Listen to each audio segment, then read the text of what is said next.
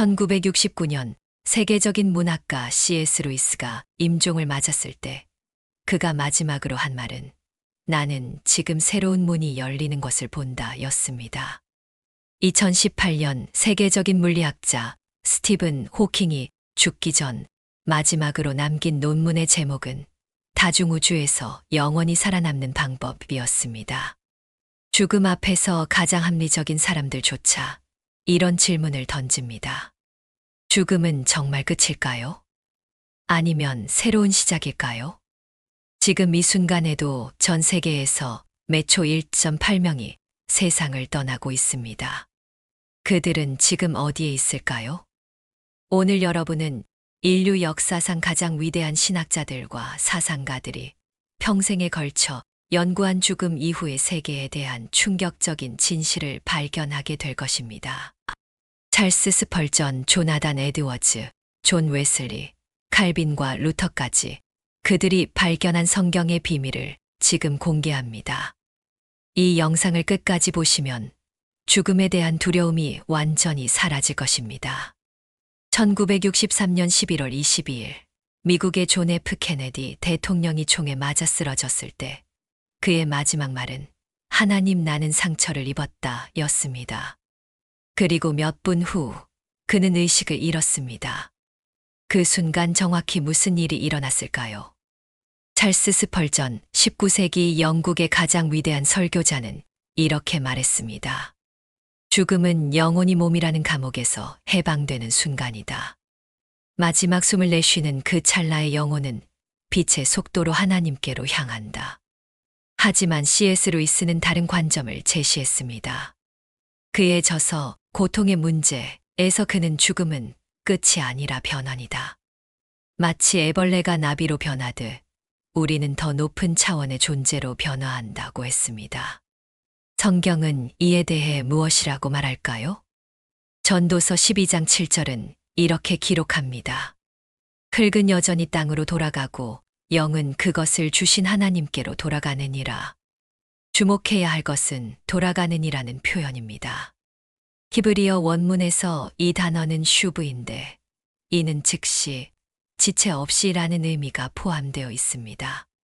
1875년 유명한 부흥사 드와이트 무디가 심장마비로 쓰러졌을 때 그는 의식을 회복한 후 이렇게 말했습니다.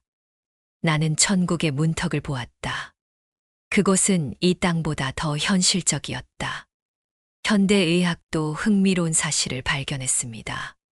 뇌사 판정을 받은 환자들의 뇌파를 분석한 결과 심장이 멈춘 후에도 약 30초 동안 뇌활동이 급격히 증가한다는 것입니다.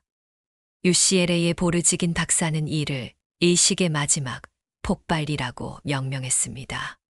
성경은 이 순간을 정확히 묘사합니다. 누가복음 16장에서 부자와 나사로가 죽는 순간을 보세요. 둘 다 즉시 다른 차원으로 이동했습니다. 아무런 대기 시간이 없었습니다. 예수님께서 십자가 위에서 강도에게 하신 말씀을 기억하십시오. 오늘 내가 나와 함께 낙원에 있으리라. 내일이 아니라 바로 오늘입니다. 바울 사도는 고린도후서 5장 8절에서 우리가 담대하여 몸을 떠나 주와 함께 거하는 것을 더 원하노라고 했습니다.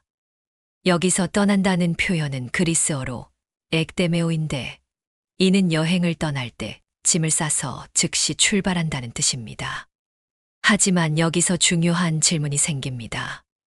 모든 사람이 같은 곳으로 갈까요?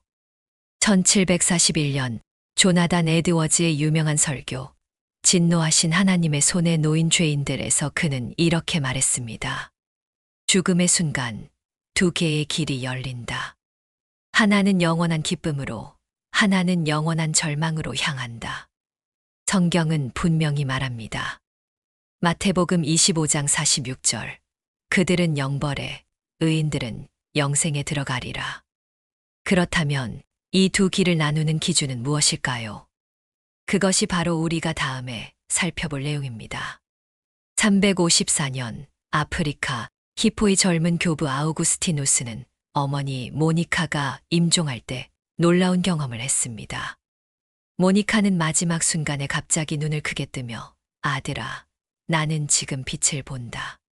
그 빛 속에서 예수님이 나를 부르신다고 했습니다. 그 후 아우구스티누스는 평생에 걸쳐 죽음 이후의 영혼 상태를 연구했습니다. 그의 결론은 충격적이었습니다. 영혼은 죽음과 동시에 중간 상태로 들어간다. 이는 최종 심판까지의 대기실이 아니라 이미 영원한 운명이 결정된 상태다.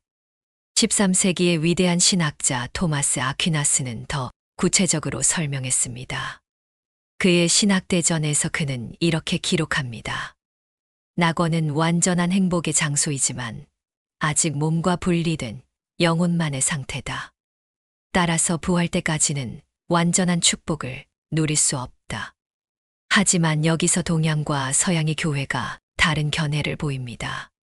동방정교회의 성 요한 크리소스토무스는 죽은 자들은 즉시 완전한 복락을 누린다고 주장했지만 서방교회는 점진적인 정화 과정이 있다고 보았습니다.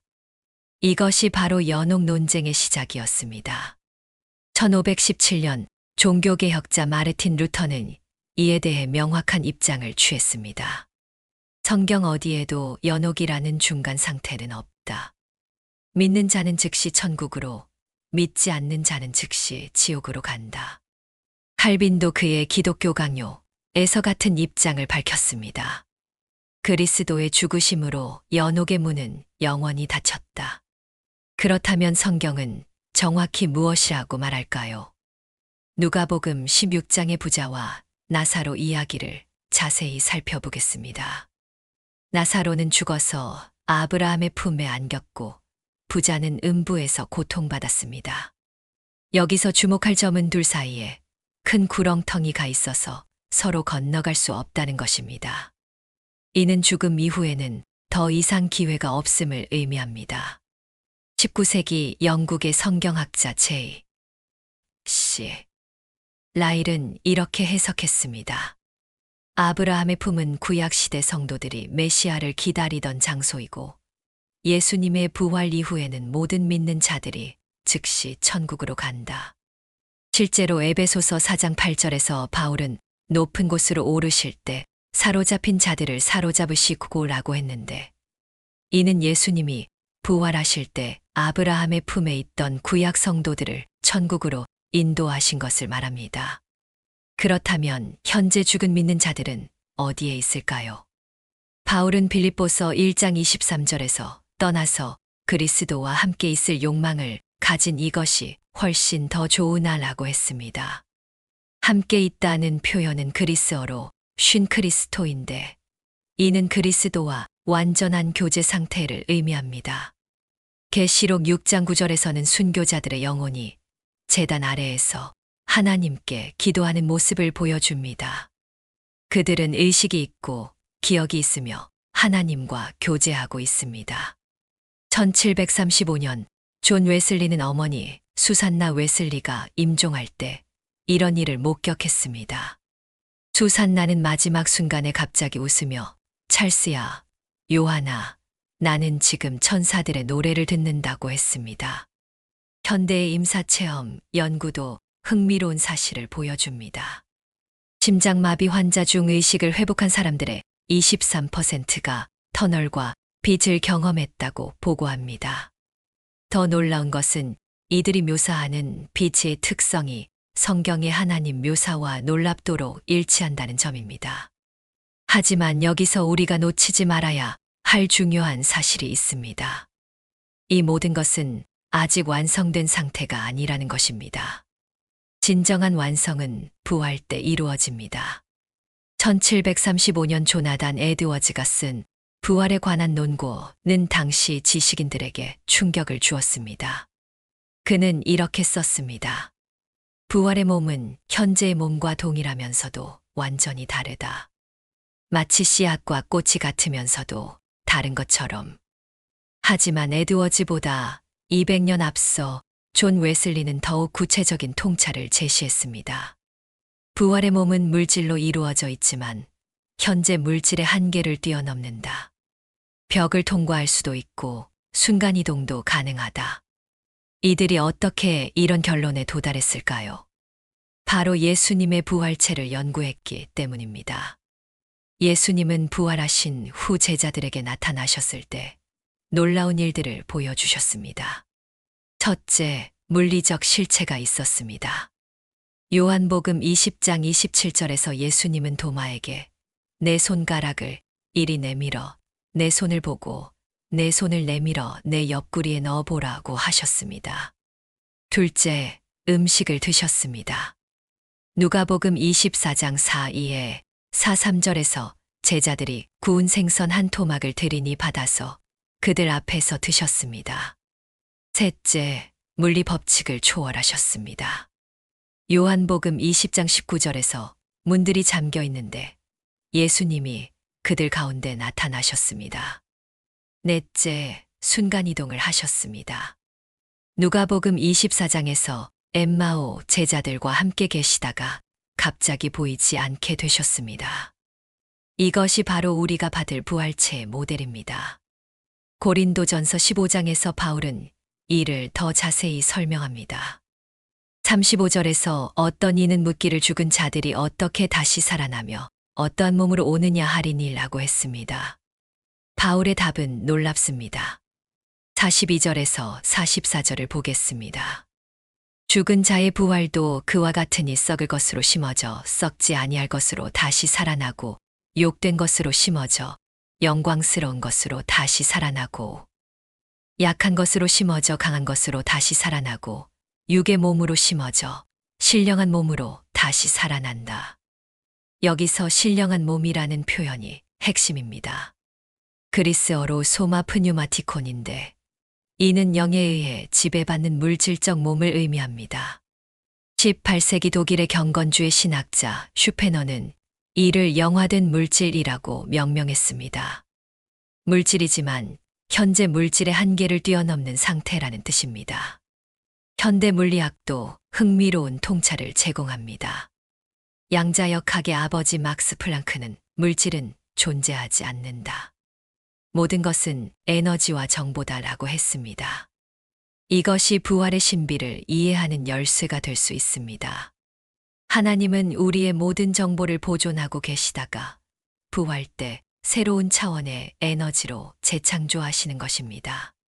1970년대 영국의 물리학자이자 성공회 사제인 존 폴킹호는 이렇게 설명했습니다. 부활은 정보의 재구성이다. 마치 컴퓨터 데이터를 백업했다가 새로운 하드웨어에 복원하는 것과 같다. 그렇다면 부활체는 정확히 언제 받게 될까요? 데살로니가전서 4장 16절에서 17절에서 바울은 주께서 호령과 천사장의 소리와 하나님의 나팔 소리로 친히 하늘로부터 강림하시리니 그리스도 안에서 죽은 자들이 먼저 일어나고 그 후에 우리 살아남은 자들도 그들과 함께 구름 속으로 끌어올려 공중에서 주를 영접하게 하시리니라고 했습니다. 이것이 바로 휴거입니다. 믿는 자들이 부활체를 입고 주님을 만나는 순간입니다.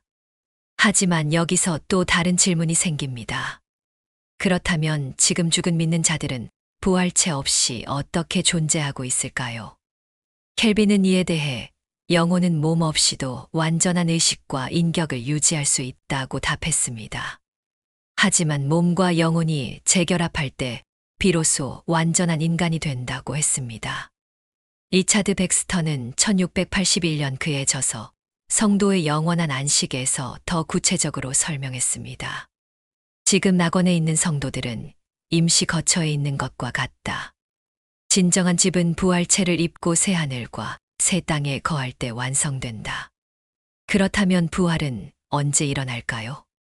그리고 그 후에는 무슨 일이 벌어질까요? 1741년 7월 8일 미국 코네티컷주 엠필드 교회에서 조나단 에드워즈가 진노하신 하나님의 손에 놓인 죄인들이라는 제목으로 설교했을 때 회중들이 공포에 떨며 우리는 어떻게 해야 구원받을 수 있습니까? 라고 외쳤습니다. 에드워즈는 최후의 심판에 대해 이렇게 묘사했습니다. 그날에는 모든 비밀이 드러날 것이다. 마음 깊숙한 곳에 숨겨둔 생각까지도 모두 공개될 것이다. 하지만 종교개혁자들은 심판에 대해 다른 관점을 제시했습니다. 1517년 마르틴 루터는 95개 조 반박문에서 이렇게 선언했습니다. 오직 믿음으로만 의롭다 함을 받는다. 행위는 구원의 조건이 아니라 구원의 결과다. 칼빈도 그의 기독교 강요 3권에서 명확히 했습니다. 최후의 심판에서 믿는 자들은 정죄받지 않는다. 그들의 심판은 상급의 정도를 정하는 것이다. 그렇다면 성경은 정확히 무엇이라고 말할까요? 계시록 20장 11절에서 15절을 자세히 살펴보겠습니다. 또 내가 크고 흰 보좌와 그 위에 앉으신 이를 보니 땅과 하늘이 그 앞에서 피하여 간데 없더라. 또 내가 보니 죽은 자들이 작은 자나 큰 자나 그 보좌 앞에 서 있는데 책들이 펴 있고 또 다른 책이 펴졌으니 곧 생명책이라. 죽은 자들이 자기 행위를 따라 책들에 기록된 대로 심판을 받으니. 여기서 주목할 점은 두 종류의 책이 있다는 것입니다.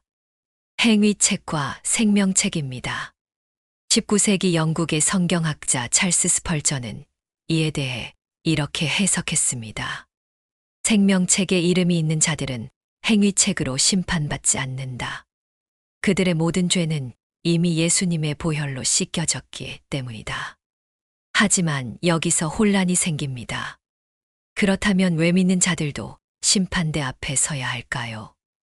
고린도후서 5장 10절에서 바울은 이는 우리가 다 반드시 그리스도의 심판대 앞에 나타나게 되어 각각 선악간에 그 몸으로 행한 것을 따라받으려 함이라고 했습니다. 여기서 심판대라는 단어가 중요합니다. 그리스어로 베마인데 이는 올림픽 경기에서 우승자에게 상을 주는 시상대를 의미합니다. 존 메가더는 이를 상급 심사대라고 번역했습니다. 정죄하는 심판이 아니라 상을 주는 심판이라는 뜻입니다. 그렇다면 상급은 어떤 기준으로 정해질까요? 고린도전서 3장 11절에서 15절에서 바울은 금, 은, 보석과 나무, 풀, 짚으로 비유했습니다. 믿음의 동기와 질에 따라 상급이 달라진다는 뜻입니다.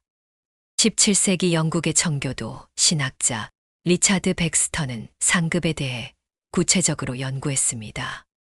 그의 결론은 놀라웠습니다. 천국에서의 상급은 계급이나 특권이 아니라 하나님을 누리는 능력의 차이다.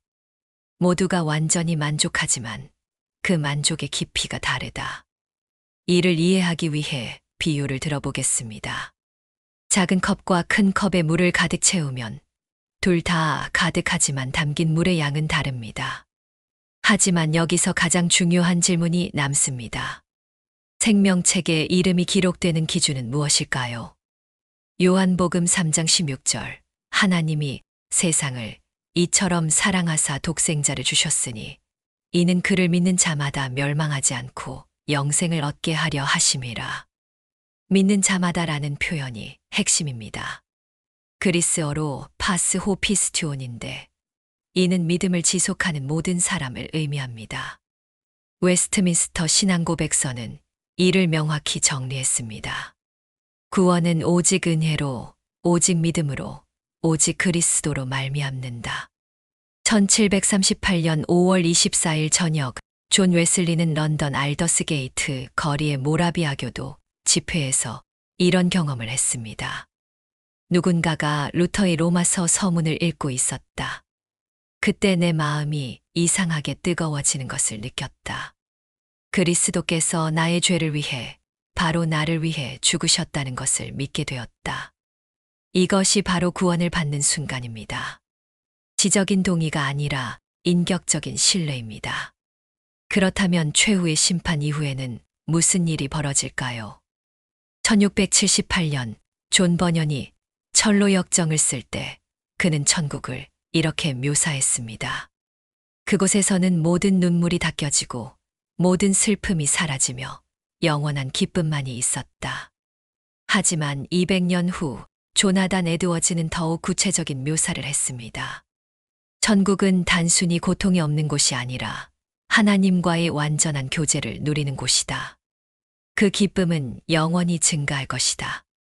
리차드 백스터는 그의 명작 성도의 영원한 안식에서 천국을 이렇게 묘사했습니다. 천국에서의 하루는 지상에서의 천년보다 더 충만하다. 시간이 흐를수록 하나님의 영광이 더 깊이 계시되고 우리의 기쁨은 끝없이 확장된다. 하지만 현대과학은 천국에 대해 어떤 통찰을 제공할까요? 아인슈타인의 상대성 이론에 따르면 시간은 절대적이지 않습니다. 중력장이 강할수록 시간이 느려집니다. 만약 천국이 다른 차원에 존재한다면 그곳에서의 시간 개념은 우리와 완전히 다를 수 있습니다. 양자물리학의 창시자 중 하나인 베르너 하이젠베르크는 과학의 첫 모금은 인간을 무신론자로 만들지만 잔해 바닥에서는 하나님이 기다리고 계신다고 했습니다. 성경은 새하늘과 새 땅에 대해 무엇이라고 말할까요? 계시록 21장 1절에서 5절을 보겠습니다. 또 내가 새하늘과 새 땅을 보니 처음 하늘과 처음 땅이 없어졌고 바다도 다시 있지 않더라. 보라, 내가 만물을 새롭게 하노라. 여기서 새롭게 하노라는 그리스어로 카이나 포이에오인데 이는 완전히 새로 창조한다는 의미입니다. 이것이 천국의 첫 번째 특징입니다. 완전한 새 창조입니다. 두 번째 특징은 하나님과의 완전한 교제입니다. 계시록 21장 3절. 보라, 하나님의 장막이 사람들과 함께 있음에 하나님이 그들과 함께 계시리니. 함께 계시리니라는 표현은 그리스어로 스케노세이인데 이는 구약의 성막에서 하나님이 임재하시던 그 방식을 의미합니다. 하지만 이제는 장막이나 성전이 아니라 우리 자신이 하나님의 거처가 됩니다. 세 번째 특징은 모든 저주의 소멸입니다. 계시록 22장 3절. 다시 저주가 없으며 아담의 타락 이후 인류에게 임한 모든 저주, 질병, 노화, 죽음, 고통가 완전히 사라집니다. 네 번째 특징은 완전한 지식입니다. 고린도전서 13장 12절. 그때에는 얼굴과 얼굴을 대하여 볼 것이요.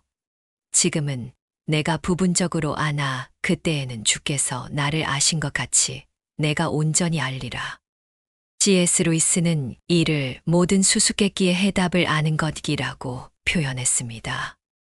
왜 의인이 고난받는가? 왜 악인이 형통한가? 모든 질문에 대한 완전한 답을 얻게 됩니다. 다섯 번째 특징은 영원한 성장입니다. 에드워즈는 천국에서는 영원토록 하나님에 대한 지식과 사랑이 증가한다고 했습니다. 이것이 천국이 지루하지 않은 이유입니다. 무한하신 하나님을 알아가는 여정은 영원히 계속됩니다. 하지만 여기서 우리가 피할 수 없는 주제가 있습니다. 바로 지옥입니다. 현대사회에서 지옥은 거의 언급되지 않습니다. 하지만 예수님은 천국보다 지옥에 대해 더 많이 말씀하셨습니다. 마태복음에서만 지옥에 대한 언급이 23번 나옵니다. 반면 천국에 대한 언급은 13번입니다. 조나단 에드워즈는 지옥에 대해 이렇게 설명했습니다. 지옥의 가장 큰 고통은 불이나 유황이 아니라 하나님으로부터의 완전한 분리다. 이것이 성경이 말하는 둘째 사망입니다. 계시록 20장 14절. 사망과 음부도 불못에 던져지니 이것은 둘째 사망 곧 불못이라. 둘째 사망은 영혼의 소멸이 아니라 하나님과의 영원한 분리를 의미합니다. 하지만 여기서 현대 신학자들 사이에 논쟁이 있습니다. 지옥이 정말 영원한가? 20세기의 저명한 신학자 칼 바르트는 최종적으로 모든 사람이 구원받을 것이라는 보편구원론을 주장했습니다. 하지만 C.S. 루이스는 지옥의 문은 안에서 잠근다고 반박했습니다. 하나님이 사람을 지옥에 보내시는 것이 아니라 사람이 하나님을 거부하여 스스로 지옥을 선택한다는 뜻입니다. 예수님은 마태복음 25장 41절에서 분명히 말씀하셨습니다. 저주받은 자들아 나를 떠나 마귀와 그 사자들을 위하여 예비된 영원한 불에 들어가라. 영원한이라는 단어가 핵심입니다. 그리스어로 아이오니오스인데 이는 천국의 영생을 표현할 때와 정확히 같은 단어입니다. 만약 지옥이 영원하지 않다면 천국의 영생도 영원하지 않다는 논리가 성립됩니다. 1970년대 영국의 복음주의 신학자 존 스토트는 소멸론을 주장했습니다. 지옥에서 일정 기간 고통받은 후 완전히 소멸된다는 이론입니다. 하지만 대부분의 보수적 신학자들은 이를 받아들이지 않습니다. 성경의 명확한 가르침은 지옥도 천국과 마찬가지로 영원하다는 것입니다. 그렇다면 사랑의 하나님이 어떻게 사람을 영원한 지옥에 보내실 수 있을까요? 이것이 바로 죄의 심각성을 보여줍니다. 무한하신 하나님에 대한 죄는 무한한 형벌을 요구합니다. 하지만 동시에 하나님의 사랑도 무한합니다. 그래서 예수님을 보내셨습니다. 요한복음 3장 17절, 하나님이 그 아들을 세상에 보내신 것은 세상을 심판하려 하심이 아니요 그로 말미암아 세상이 구원을 받게 하려 하심이라. 지옥은 하나님의 공의를 보여주고 십자가는 하나님의 사랑을 보여줍니다. 그렇다면 이 모든 진실을 알게 된 우리는 지금 어떻게 살아야 할까요? 1741년 조나단 에드워즈의 설교를 들은 한 청년이 그에게 달려와 물었습니다. 목사님, 저는 어떻게 해야 합니까? 에드워즈의 답은 간단했습니다. 지금 즉시 그리스도를 믿으십시오. 내일은 너무 늦을 수 있습니다. 사랑하는 여러분, 오늘 우리가 살펴본 모든 진실은 한 가지를 향해 수렴됩니다.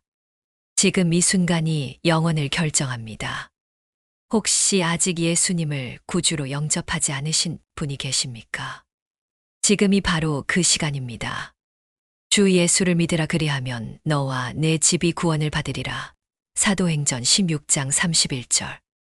이미 믿는 분들은 어떻게 살아야 할까요? 첫째, 영원한 관점으로 살아가십시오. 둘째, 복음을 전하는 일에 힘쓰십시오. 셋째, 주님의 재림을 소망하며 거룩하게 살아가십시오. 죽음은 끝이 아닙니다. 새로운 시작입니다. 여러분 모두에게 영원한 생명의 복이 임하기를 축복합니다.